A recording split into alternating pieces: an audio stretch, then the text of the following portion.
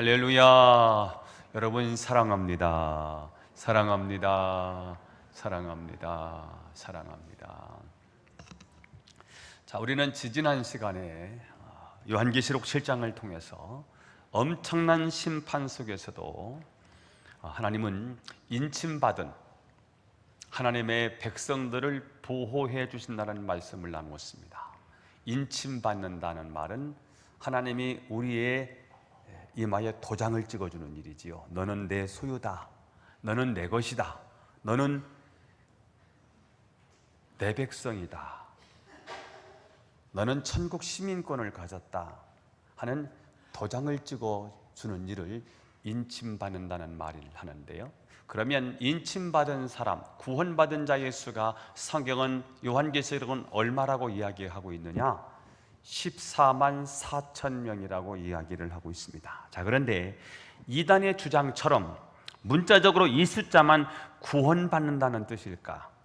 꼭 14만 4천 명만 구원받는다는 뜻일까?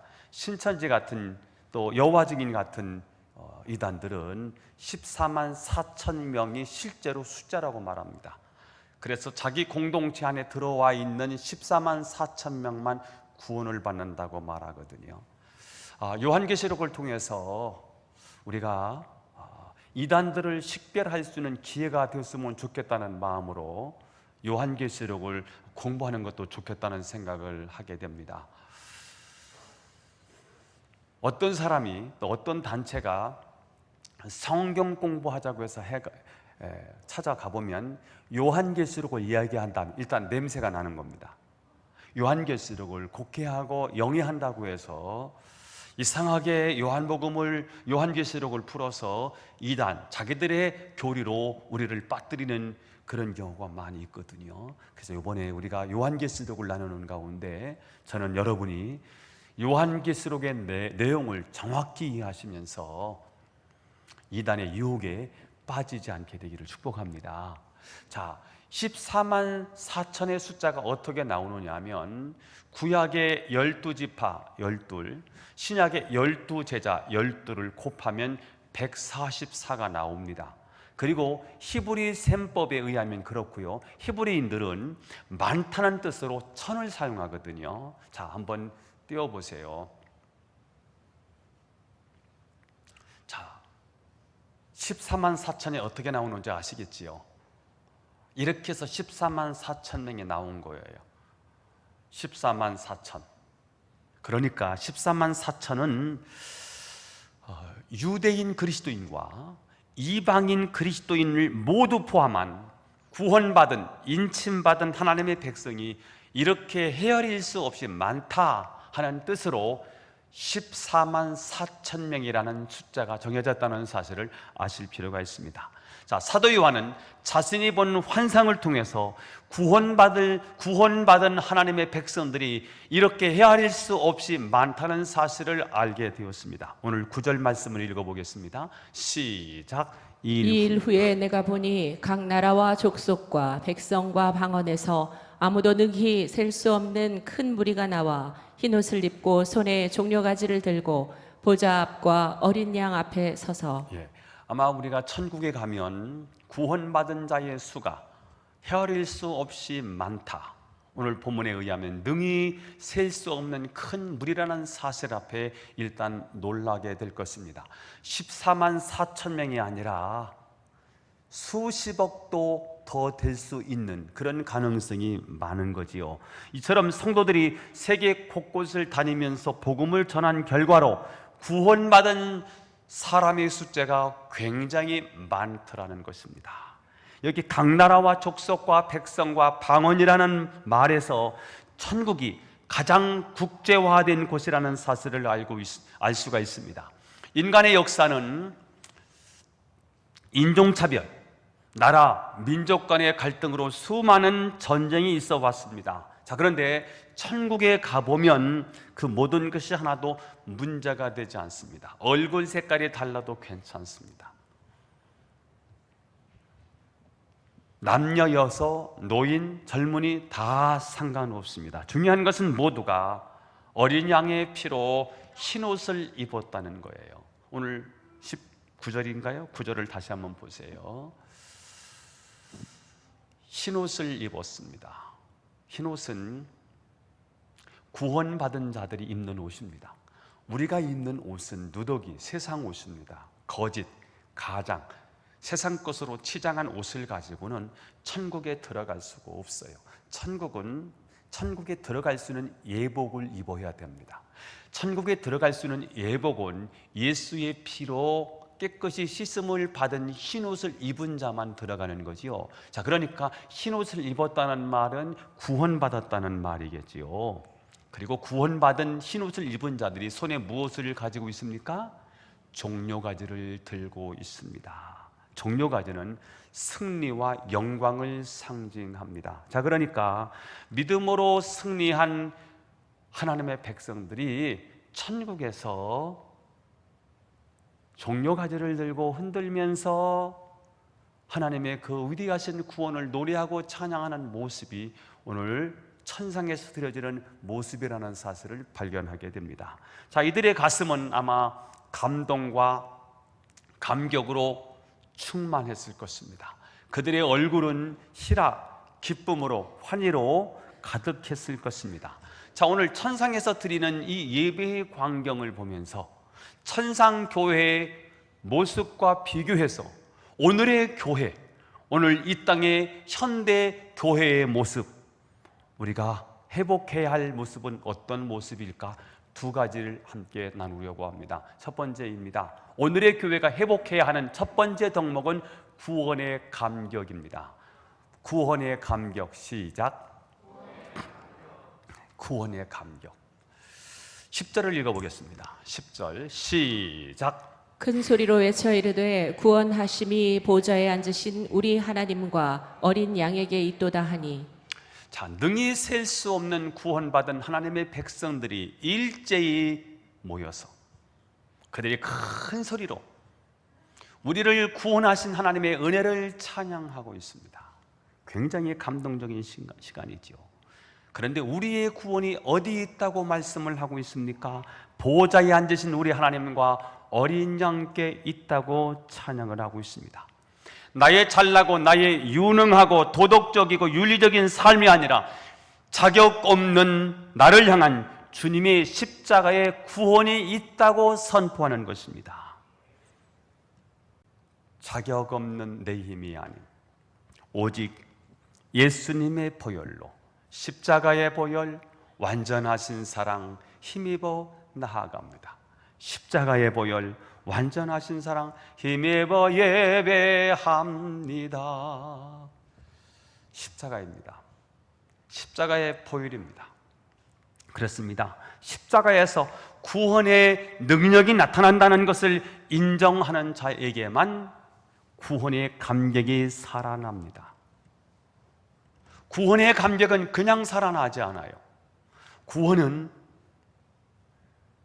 하나님과 어린 양께 있다는 거예요.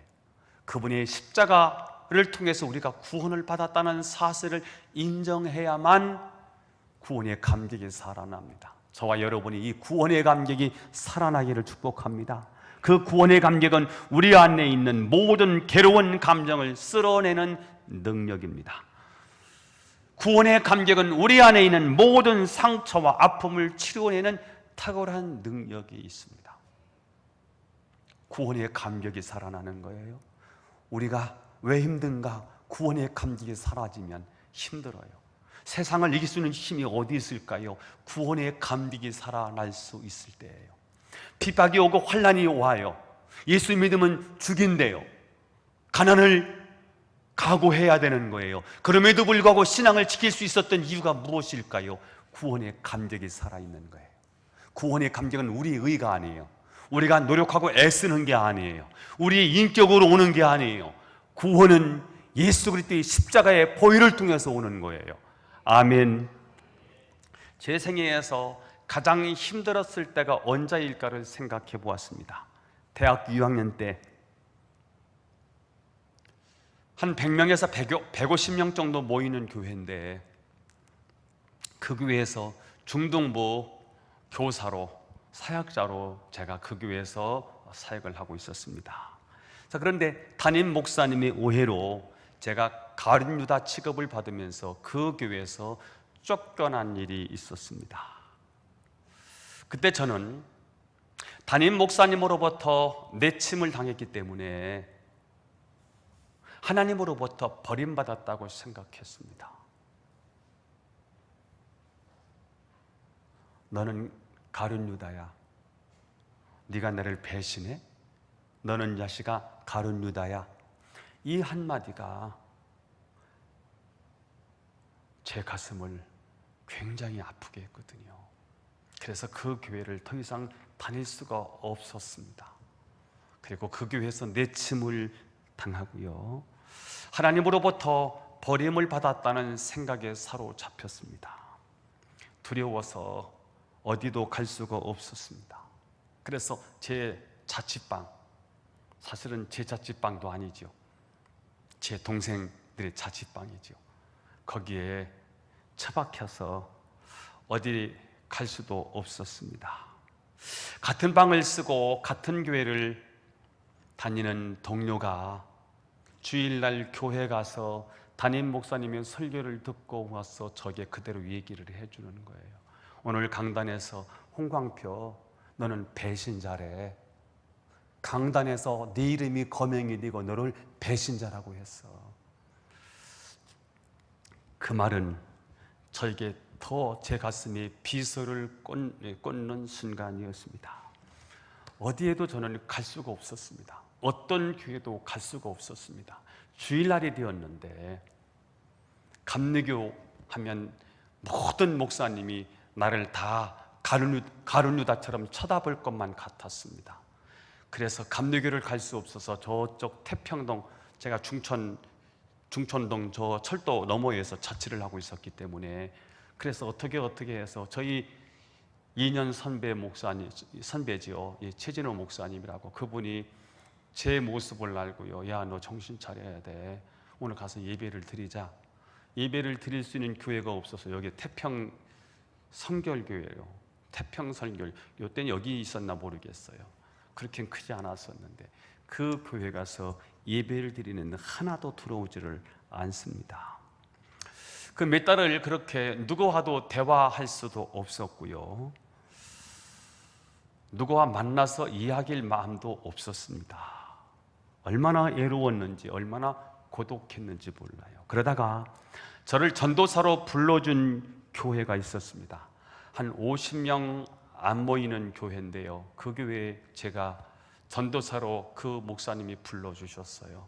그래서 제가 처음부터 목사님을 만나서, 목사님 저는 가룟 유다입니다.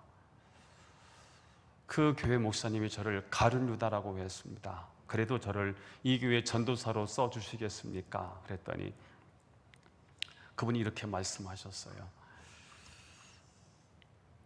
목사님은 그분만 있는 게 아니야. 내가 보니까 홍전도사 가룟 유다 아니야. 괜찮아. 우리 교회에서 사역해. 어떤 일 있어도 괜찮아. 사실은 그날 이후로 저는 담임 목사님을 만나는 것이 굉장히 불편했습니다.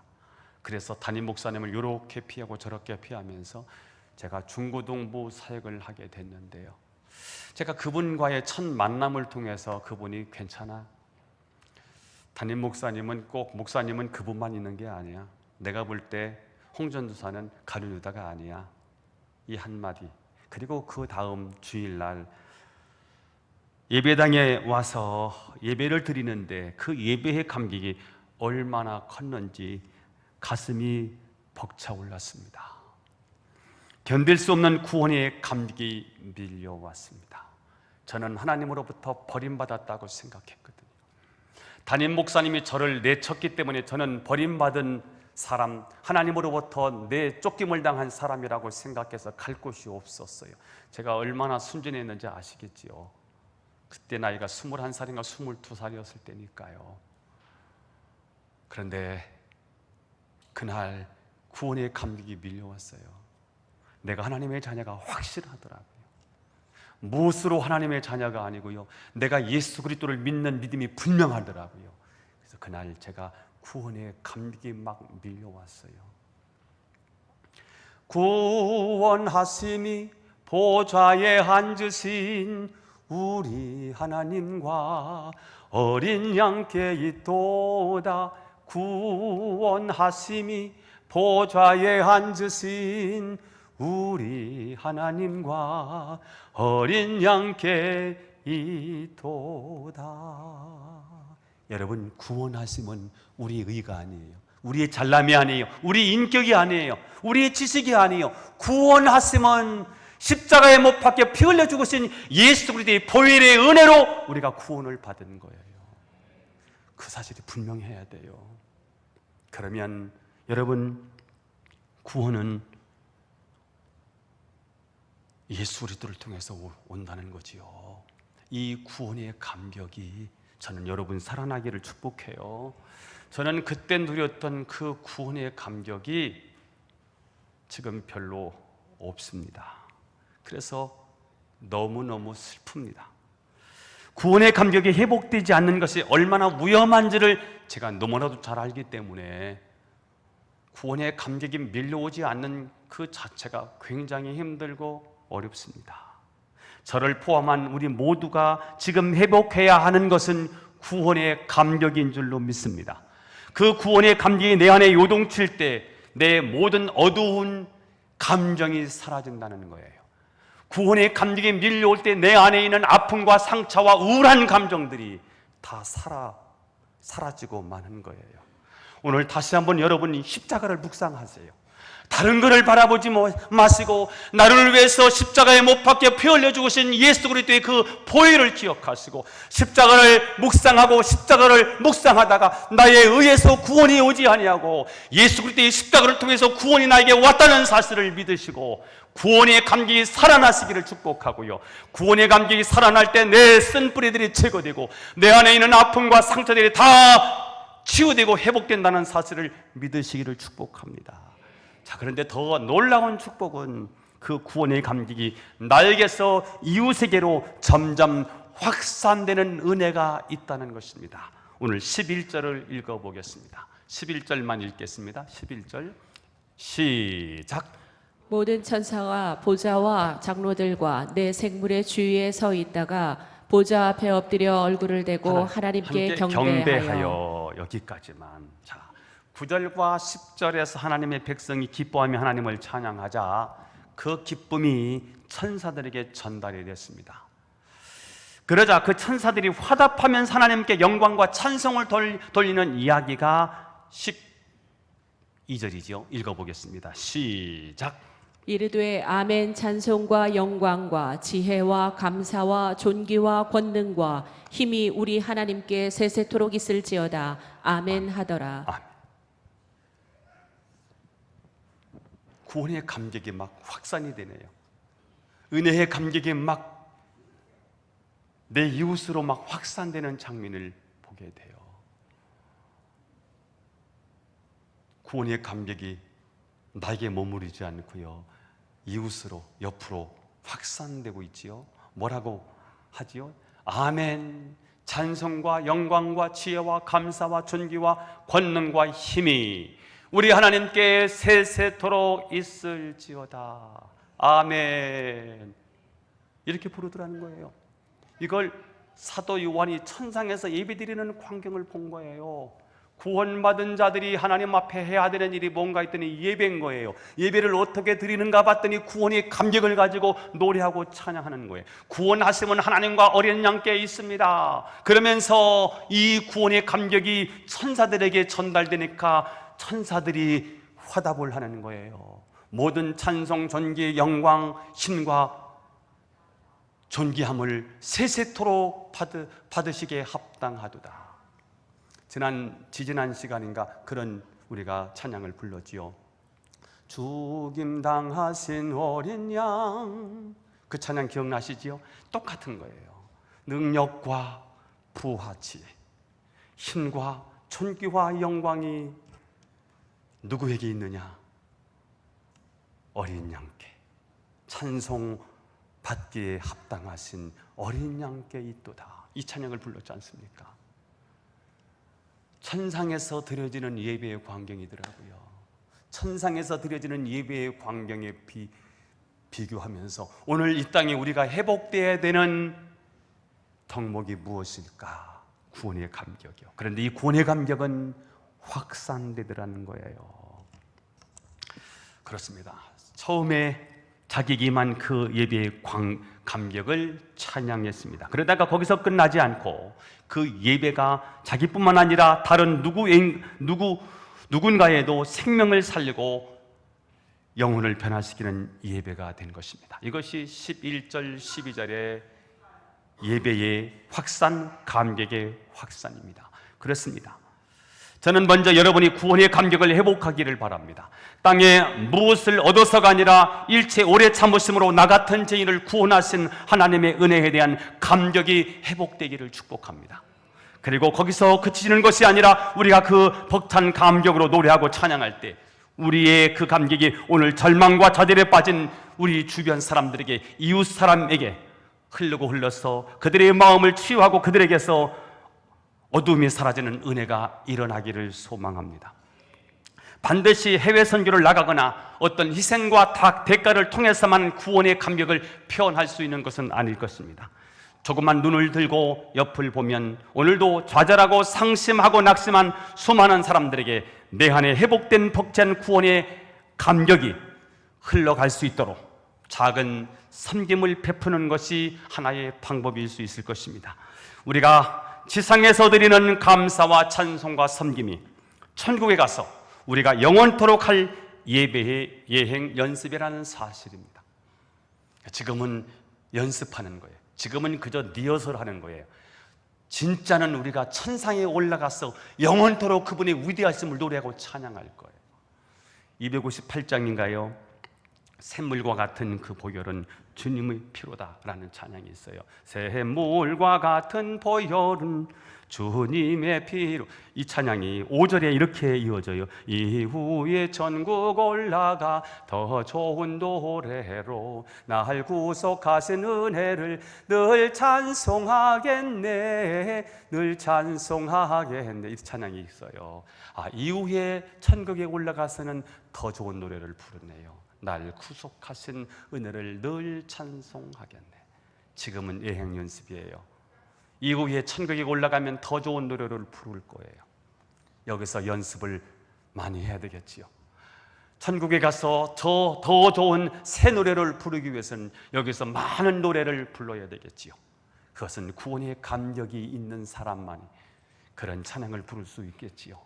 저는 오늘 저와 여러분이 천국 예배와 비교했을 때, 천상의 교회와 오늘 지상교회를 비교할 때 오늘의 교회가 회복되어야 될 첫 번째 덕목은 구원의 감격입니다. 구원의 감격. 두 번째, 천상교회에 비교해서 오늘의 교회는 지금보다 더 강한 영적 전투력이 있는 교회가 되어야 할 것입니다. 지금보다 더 강한 영적 전투력이 있는 교회. 시작. 영적 전투력이 있는 교회. 영적 전투력.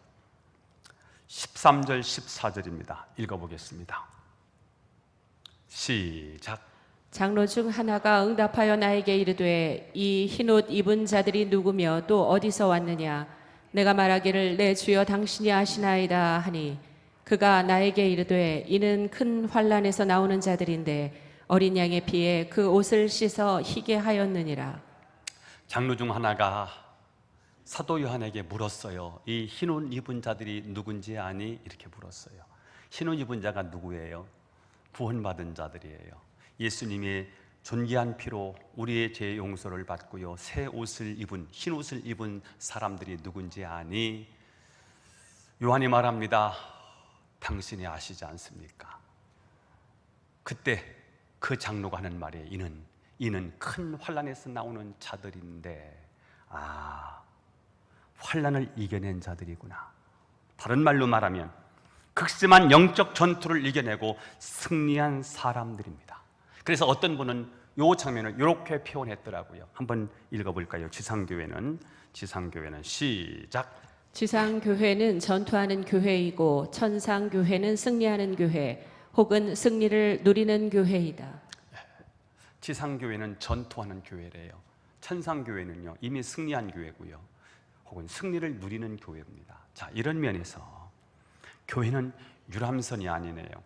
교회는 놀러 다니는 곳이 아니네요. 교회는 구조선이네요. 구원은 전투선이고 군함일 수 있겠네요. 따라서 지상교회는 지금 영적 전쟁 중이라는 사실을 명심을 하고 꼭 마음에 담아야 할 중요한 사실이 하나 있습니다. 그것은 우리 교회가, 오늘의 교회가 내적으로 지금보다 더 강해져야 한다는 것입니다. 강해져도 훨씬 더 강해져야 할 것입니다. 디모데후서 2장 1절 말씀을 읽어요. 시작. 내 아들아, 그러므로 너는 그리스도 예수 안에 있는 은혜 가운데서 강하고. 은혜 안에서 강하라는 거지요. 고린도전서 16장 13절 시작. 깨어 믿음에 굳게 서서 남자답게 강건하라. 깨어 있어야 되고 남자답게 강건하라는 거예요. 성경이 이렇게 강하라, 강하고 담대하라 하는 말씀을 참 많이 기록되어 있습니다. 그런데 우리 현실은 어떤가? 교회가 너무 약합니다. 약해도 너무 약해져 있습니다. 옛날 어른들의 믿음에 비하면 우리는 너무 약해져 있습니다. 교회가 얼마나 허약한 처지에 되어버렸는지 모릅니다. 날씨만 굳어도요, 날씨 탓하고 교회를 나오지를 않습니다. 조금만 아파도요, 조금 아픈 게 많이 아픈 거죠. 그래서 핑계를 삼아서 나오지 않습니다. 헌신, 옛날의 헌신에 비하면요, 지금은 따라갈 수가 없지요. 십자가를 지는 것이 신앙생활이라고 하지만 십자가는 던져놓고 내 마음대로 살고 싶습니다. 조그마한 시련 거의 견뎌내질 못합니다. 맷집이 없는 거지요. 교회에서 식상할 정도로 자주 듣는 말이 뭐예요? 누가 상처를 받았다는 거예요. 목사님, 저 상처 받았어요. 위로해 주세요. 여기도 상처고 저기도 상처예요. 심지어는 자기 상처를 안 싸매줘서 상처를 받았다는 말도 들어요. 무슨 상처가 그렇게도 많을까요? 교회가 왜 이렇게 상처를 많이 주고 받는 것일까요? 약해서 그럴 겁니다. 그러므로 우리는 영적 전투를 하기 위해서는 강해져야 합니다. 어떤 상황에서도 상처를 받지 않는 강함이 우리에게 필요합니다. 제가 늘 하나님께 드리는 기도가 있습니다. 하나님, 제가 어떤 문제에 맞닥뜨리든지 제가 그것을 잘 감당할 수 있도록 강하고 담대한 마음을 주옵소서. 그래서 성도의 어떤 아픔이나 애환도 다 포용할 수 있는 강한 힘을, 강한 믿음을, 강한 마음을 저에게 주옵소서. 제가 이렇게 기도하는 이유는 제가 약하기 때문이지요. 자, 그렇다면 도대체 강함은 무엇일까요? 로마서 12장 21절을 보겠습니다. 강함이 무엇을 말하는지 21절 시작. 악에게 지지 말고 선으로 악을 이기라. 바울은 선으로 악을 이기라고 말을 하고 있는데 도대체 그것이 무엇인지 이해하지 못하지만 바로 앞절을 읽으면 이해가 됩니다. 20절을 읽겠습니다. 시작. 내 원수가 줄이거든 먹이고 목마르거든 마시게 하라. 그리함으로 내가 숯불을 그 머리에 쌓아 놓으리라. 아멘. 오늘 사도 바울은 로마 교회에 편지를 써보낸 겁니다. 믿음으로 구원을 받는다는 사실을 계속 이야기하다가 사도 바울은 이 공동체를 이제 믿음으로 세워야 되겠습니다. 믿음의 공동체, 하나님의 공동체를 만들어야 되겠습니다. 그런데 이 공동체가 굉장히 어려움에 빠져 있는 거지요. 그래서 뭐라고 이 공동체를 세우기 위해서 말합니까? 내 원수가 줄이거든 뭐하라? 먹이래요. 내 원수인데요. 쫄쫄 굶게 되는 거 아니에요? 그래야 내 마음이 편하지 않을까요? 목마르거든 마시게 하라. 갈증을 일으켜서 죽게 만들어야 되지 않을까요? 그런데 이 공동체를 세우기 위해서는 내 원수가 줄이거든 뭐하고? 마스크 다 벗을까? 내 원수가 줄이거든 뭐하고? 먹이고. 목마르거든 마시게 하라요. 그리함으로 네가 숯불을 그 머리에 쌓아 놓으리라. 아니, 숯불을 그 머리에 쌓아 올리라는 말이 도대체 무엇일까? 그래서 제가 주석책을 찾아봤어요. 잘 모르겠어요. 근데 12장 전체를 보니까 12장은 따뜻함이더라고요. 이 공동체를 세우는 기운은 냉랭한 기운이 아니고 따뜻한 기운이더라고요. 그러면 이것은 따뜻함을 상징하는 것이구나 라고 해석을 하게 됐습니다. 결국 이 말은 사랑으로 그 사람을 품어서 그 사람을 변화시키라는 뜻으로 이해가 됩니다. 원수까지도 넉넉하게 사랑으로 품어서 그를 변화시키는 것, 이것이 성경에서 말하는 선으로 악을 이기라는 메시지더라고요. 쉬워요, 어려워요? 굉장히 어렵죠. 왜요? 내 마음은, 내 감정은 지금 고조됐는데요. 굉장히 어렵지요. 그래도 한 공동체를 세우기 위해서는 여러분, 우리가 오늘 노마서 12장 20절 21절 말씀이요, 우리가 묵상되어지고요, 그 묵상이 되어질 때 우리는 원수까지 줄인 데 먹을 것을 주고 목마른 데 마실 것을 줄 수 있는 여유가 와요. 이 여유는 우리에게서 오지 않아요. 하나님에게서 오는 거예요. 여러분, 누가 이만큼 자랐는데 아이 짓을 해요. 그럼 어떻게 해야 돼요? 어른이 오늘 이거 실천해야 되는 거예요. 로마서 12장은 우리 그리스도인들이 연약한 자들이 있다 이거예요. 어떻게 하면 좋을까? 이렇게 사랑으로 실천하라는 거예요. 근데 이 사랑은 우리에게서 오는 인격이 아니에요.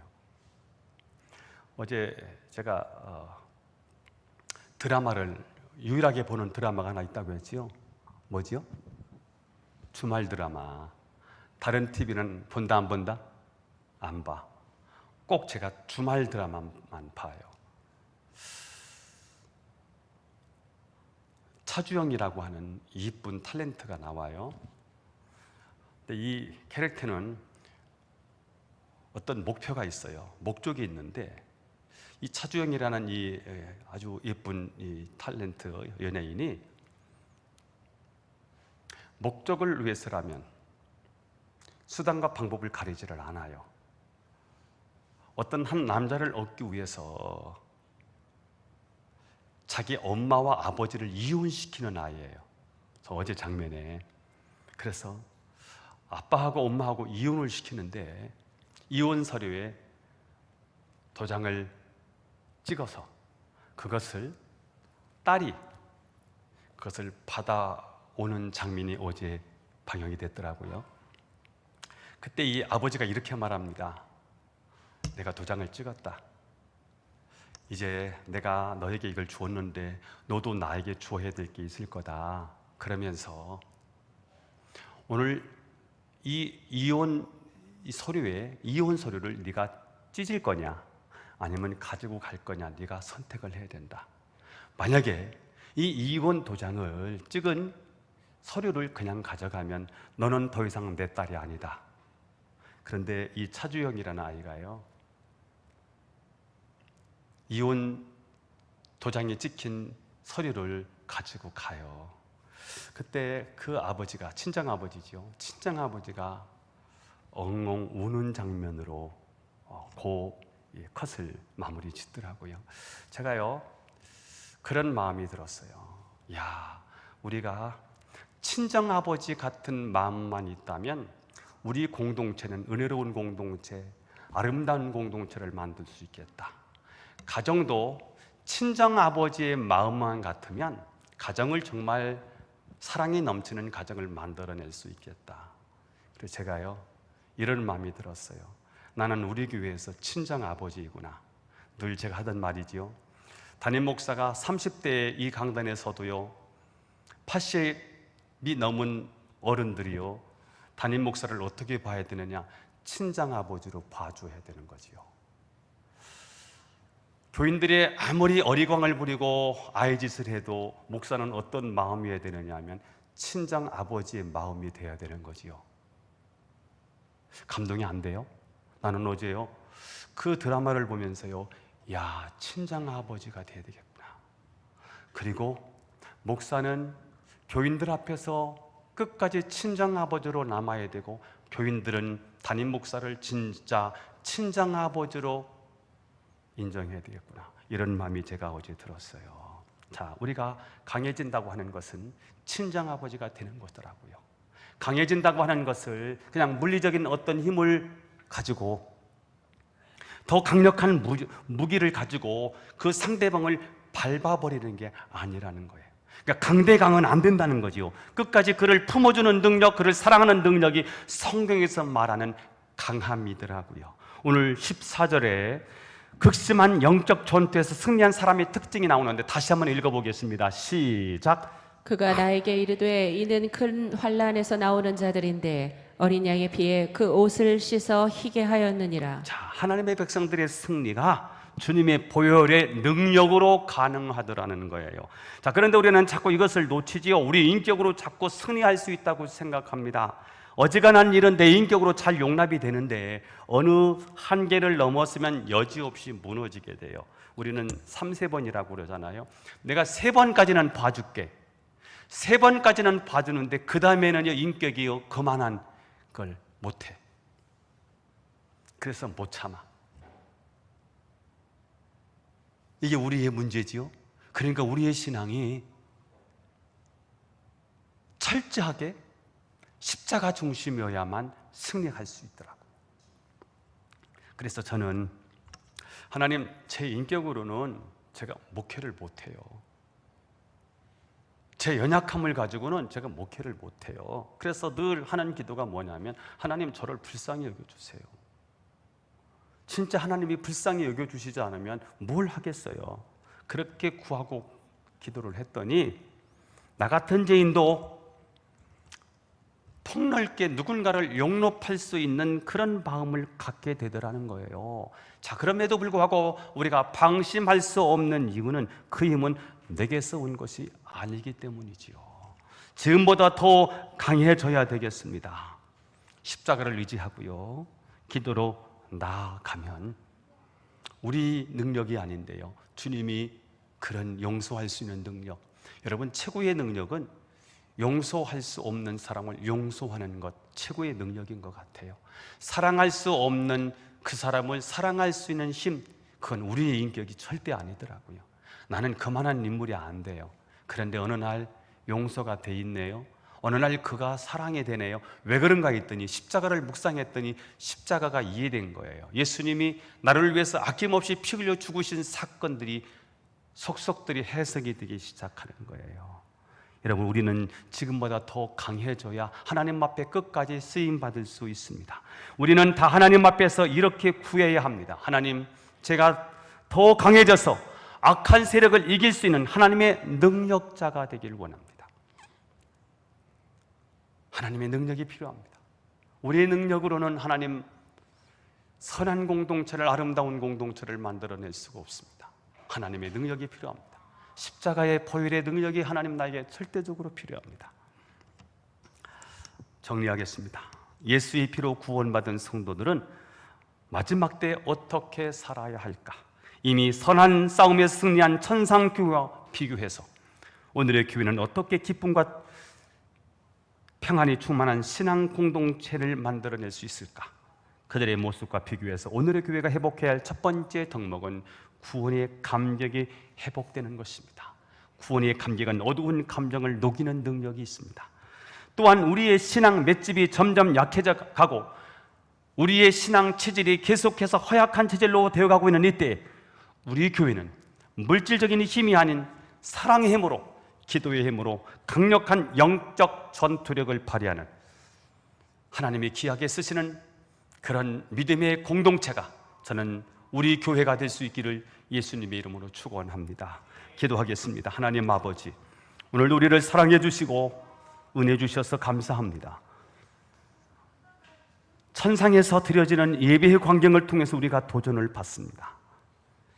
그들이 예배 드리면서 가슴속에 채워졌던 감동, 감격, 그들의 얼굴에 기쁨과 평안, 하나님, 그들의 신앙 모습, 그들의 예배 모습을 비교해서 오늘의 교회가 회복해야 할 두 가지 요건, 구원의 감격이 회복되게 해 주옵소서. 나의 구원의 감격이 이웃에게로 하나님 확산되게 해 주옵소서. 한 걸음 더 나가서 우리 교회가 지금보다 더 강한 영적 전투력이 있는 교회가 되게 하옵소서. 예수님의 이름으로 기도하옵나이다. 아멘.